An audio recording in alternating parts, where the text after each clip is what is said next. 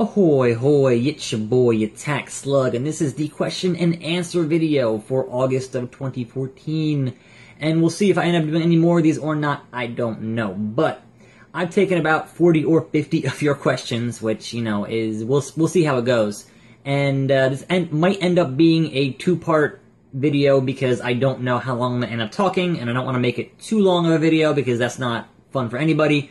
Especially me who has to do the editing. So if you don't see your question answered in part 1, check out part 2 in a couple of hours, or when, you know, that'll go up in the same time frame. Anyway, let's get right down to it, and we'll start with these list of questions. I'll display them here on the screen, and I'll, you know, say what they are, and then I will answer them as, you know, a question and answer video should go, I guess. Anyway, starting off, we got Matthew Barron asks, will you speedrun the Dark Souls game? I love me some good Dark Souls. So do I. I absolutely adore Dark Souls. I am also not much of a speedrunner, so that's probably not going to happen. The problem right now with my current setup is the way that I do videos between the main game video and the picture-in-picture is that I have to manually sync that up each time. So until I actually buy a new computer setup, which is hopefully soon, but until that happens, manually doing each video is just very tedious, and the encoding process takes half a damn day. So doing a whole game like that is just not feasible at the moment. And it took me 68 hours to beat Dark Souls, so speedrunning not my forte. The next question comes from the Apex Pred 666, who asks, I have a question for you. Will you ever do a Perplexing Pixels live stream with Grimm and play lots of different games? Probably not. If you go back and look at my video where we explain how the show works, I get about a half hour a week. So until I can drag him away from doing 8,000 store hunts and figure videos and whatever else, until I can do that, getting him for a couple of hours is just not gonna happen. Not to mention that we really don't have a setup for any kind of a live stream thing at his house. I would have to actually get that kind of set up. Obviously, he's got better internet than I do. He has Fios. I have Optimum. Doing a live stream for a couple hours with a bunch of games is just not really feasible, unfortunately. The next question comes from a Brendan, and I can't pronounce her last name. Why do you teach Grimm how to play video games? Well, it's kind of a simple story. About a year and a half, 2 years ago, when he was getting bigger and bigger on YouTube, if you've been on YouTube for a bit and you've gotten a certain amount of subscribers, you will get just constant harassment from these multi-channel networks who just want to, you know, get you under their umbrella and take a chunk of your money and, you know, promote you, which is bullshit. And those networks can no longer protect you from content ID, so they're fucking useless. Anyway, he was getting a bunch of requests from, hey, you should join Machinima, you should join Fullscreen, and, you know, and they wanted him to do stuff with video games, and he doesn't know a damn thing about video games. He hasn't played games in like 10 years, so I was like, you know what, he was telling me this stuff, and I'm like, you know what, if you want to do video games, I can help. Like, I own every console, almost. I own, you know, a couple of hundred games, so if you want to do game stuff, I can put it on my channel, and we'll do game stuff, and that hopefully will get the multi-channel networks off your back to stop harassing you about game stuff. And I guess it worked, so it's a good time. Here's a question from the infamous Richard Abbott, who asks, when will we ever play SmackDown vs. Raw 2007? That game is not currently in my possession, so go bother Grimm as to why I don't have that yet. If I don't have it, I can't, you know, get it ready and prepped for him to play it. So I don't know. It's in his house somewhere, and perhaps lost in his toy room already. I don't know. Ask Grimm. Next question is from Logically Gaming, who asks, if you had a chance to make a game, what would the game be about? Somewhere in the lines of a new Disaster Report game, because they're not making any more Disaster Report games because that company no longer makes video games. And I was really sad when Disaster Report 4 got canned so close to release. I understand why, obviously, because of the earthquake and the tsunami and everything else, but that was so close to being released, and then it got shit canned, and we're never going to see it. So if I was going to make a game, it would be something along the lines of Disaster Report, and that'd be awesome. Next question comes from a called man, WWE, who asks, what is better, PS4 or Xbox One? A year ago, I would have told you PS4 1000% because of how badly Xbox managed to fuck up all their PR and all of their business decisions and all their just everything, the DRM and their CEOs being asshats and everything surrounding the announcement of that system was fucking terrible. Now, obviously where we are at now, they have turned the corner on almost all those decisions. They've taken out the always online, they've taken the Kinect out of the box, they've done everything that they could do to position themselves to properly compete with the PS4. The problem at the end of the day there now is that it is a technologically inferior box if you look at the raw numbers and the hardware. Don't listen to what Mr. X Media will tell you about, oh, secret sauce and parallel drivers and stereo. He's full of shit. He's a fanboy and he's full of shit. Looking at the Silicon, PS4 is a better system. So, here's your answer. If you are playing, the majority of what you are playing is multi-platform games, PS4 is your bet, although spend some money on a PC and it'll look even better if you're playing games that are on everything. If you're playing exclusives, then the answer is this.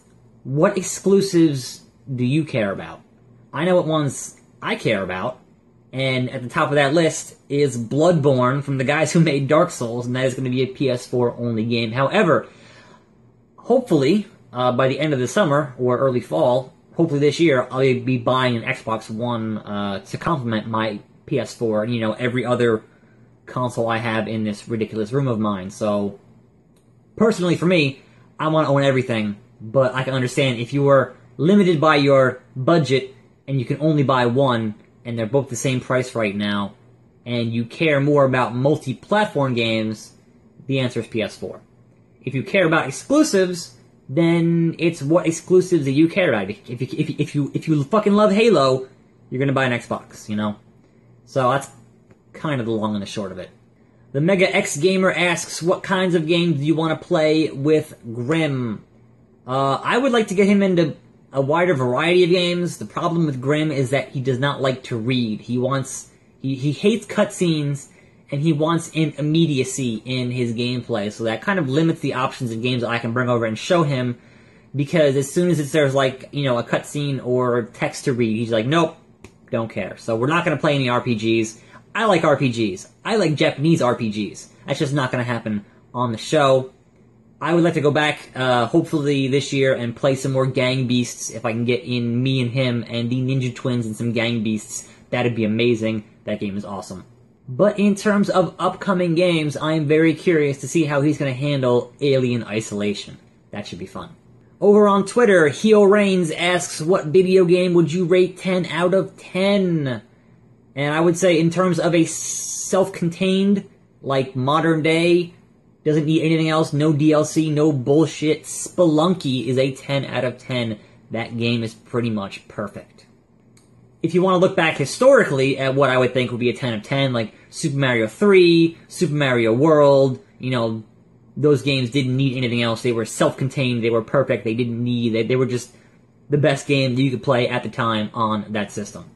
Alright, this is a long one. I'm going to try to get through it as fast as I can. The MC7112 asks, what are your top 10 worst video games of all time? That's a tough question. I'm only going on games that I actually personally played and personally thought were terrible. So I didn't play Big Rig Truckers on the PC. That game is shit, but I don't have an opinion on it. I didn't play it. So, top 10 worst games. Number 1, E.T. for the Atari. I should mention these aren't in any particular order, but I ordered them 1 through 10. So, E.T. for the Atari is a fucking terrible game. As a kid, I went in to a store in the mall and saw it was on clearance for like $4, and I didn't know any better. Brought it home, and good God, what a turd. Next up, Superman 64 for the N64 with the Kryptonite fog, and that just would fly through the... I never got very far. It was a buggy, just terrible N64 game. It was a mess. This one hits close to home. Steel Battalion Heavy Armor for the Xbox 360. It was a Kinect-only controller and Kinect experience. You sat with the controller, but then you had to do Kinect motions, and guess what? The Kinect is fucking broken. It fucking doesn't register half the time. The game was not very good, and I had the original Steel Battalion for the Xbox, that big-ass controller, It was amazing. I was hopeful for Capcom to put out something decent, and it was kind of like From Software, which was weird. Anyway, it was fucking terrible. I never finished it, and I wanted to say that I finished some bad Kinect games, alright? I beat Rise of Nightmares, which was amazing, flawed, but kind of amazing. I could not finish Steel Battalion. There was a mission halfway through on a bridge where you get ambushed, and the Kinect is just not there. It just can't do it. Fuck that game. Fuck that game. Next up, Escape from Bug Island for the Wii, which I actually have back there in my collection. I should actually perhaps do a video of that one of these days. It is just, the game wants to be a campy B-movie. The problem is when you get into a campy B game and the game can't handle up its end of the bargain, it is just not a good game. That game sucks. Caveman games for the NES. I say this as a personal one for me because I had this as a kid, and when you're a kid and you get a game for a holiday like your birthday or Christmas, and that's all you have. You have your set of games, your small set of games, and so you make the most of them and you play them. This was a shitty minigame collection on the NES, button-mashing garbage, and I played the hell out of it, and I can look back now and say, God damn, that was terrible. Another Kinect game on my list, shocker, it is Hulk Hogan's Main Event. Now, I did not expect this game to be anything good, but as I was part of the Kinect beta test, and they sent me one, make no mistake, I did not pay for Kinect. I was in the beta, they sent me one for free, and I got to keep it. So I was like, alright, let me rent Hulk Hogan's Main Event. That game is like 45 minutes long. The Kinect does not register half the things you are trying to do. And at the end of that game, they hint at a sequel. The audacity in charging full fucking price for this turd is amazing. Fuck you, Hulk Hogan. Fuck you, Majesco. Fuck you, Hulk Hogan's Main Event. And fuck you, Kinect. Alright, this one is a no-brainer, Sonic 2006. Fun fact, I never actually played the full game. I only played the demo on Xbox 360, and I knew well enough that that game was a fucking turd. It was broken. Fuck that game. Next up, the survival horror game. It's a PSN, Xbox 360, PC, Steam thing download. Amy. The name of the game is Amy. And it is not, like, I like survival horror, and I do okay in stealth. I'm not very good at stealth, but anyway, that game was broken. That was not a good game. That was, by any, especially the imagination, was not a good game. It was just fucking broken. Funny, but broken. Next up, Friday the 13th for the NES. I never understood what you were supposed to do in this game. I just always died really quickly, and it was not any fun. I'm sorry. It's just not good.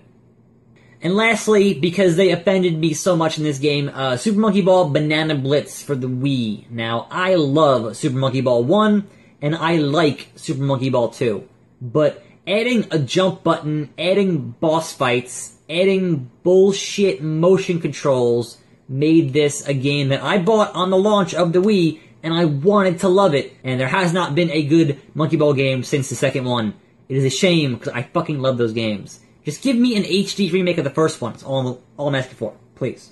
Next up, from Armenia for Life 88 asks, what are your top 5 favorite games on Xbox, PlayStation? I'm not going to get too specific on these, and it's kind of hard to say, okay, well, there are 3 Xboxes and 4 PlayStations and portables and whatever else, but I'm going to do top 5 real quick. Trials Evolution, Spelunky, Legend of Heroes, Trails in the Sky for the PSP, Dark Souls, and Mr. Mosquito. I will have a video up this week on Mr. Mosquito. That game's fucking weird. Next question on Twitter from Tyler Ryan Griffin, who asks, does it take time to get to know the new games well, or does it go straight through your head like you got this? It really depends on the game. If it's a game that I'm already playing, then it's not a problem. If it's a game that I have to rent from GameFly, I like to play through at least, 4 or 5 hours, to get a feel for it.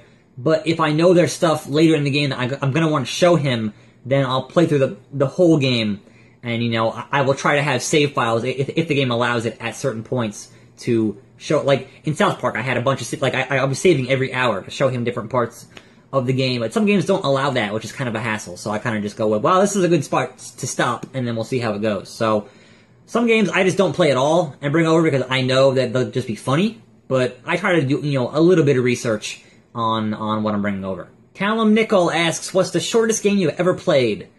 I played a bunch of short games. Usually indie stuff, you know, can run a bit on the short side if they're, you know, experimental or whatever. But off the top of my head, I will say 30 Flights of Loving on Steam. That game is like 20 minutes long, if that. It's like 15. It's a short game. The Mega X Gamer asks, have you ever played Pokemon XD Gale of Darkness for the GameCube? No, I have not. My understanding is that was another Pokemon Coliseum type game. The last time I played a Pokemon game in any earnestness was Pokemon Blue on the original Game Boy. I just couldn't get interested past that. Like, I bought Gold and just didn't care, and it just didn't go too well. Next up, Kyle Riker asks, how did you come up with the name Perplexing Pixels? Well, for those of you who watch Conan O'Brien, you've probably seen his segment, The Clueless Gamer, which I am shamelessly ripping off his Clueless Gamer segments. So I needed a word that was synonymous with clueless, and I needed a word that represented video games, or at least old school video games, so perplexing and then pixels. I like alliteration, so having the same first letter on each word is a thing that I like to do, so it just kind of makes sense. And more importantly, no one else had used it on the internet that much, or not that many hits on Google, so that was great. Maverick Punk asks, how did you meet Grimm, and how did you get into video games and wrestling? I knew Grimm's younger brother back when I was in grade school, and then at a certain point when we were older, he just, you know, come out, hang out, and watch wrestling on Mondays, back before there was DVR, and that was a good time. I got into video games when I was like 5, and my dad had an Atari, and I just started playing them there. I used my birthday money in '87 to buy an NES, and the rest was kind of history. And I got into wrestling in 1994, when I saw The Undertaker on TV as I was going through the channels and went, ooh, what's this?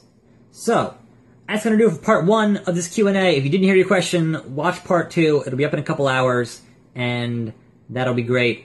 Attack Slug, and I'm out.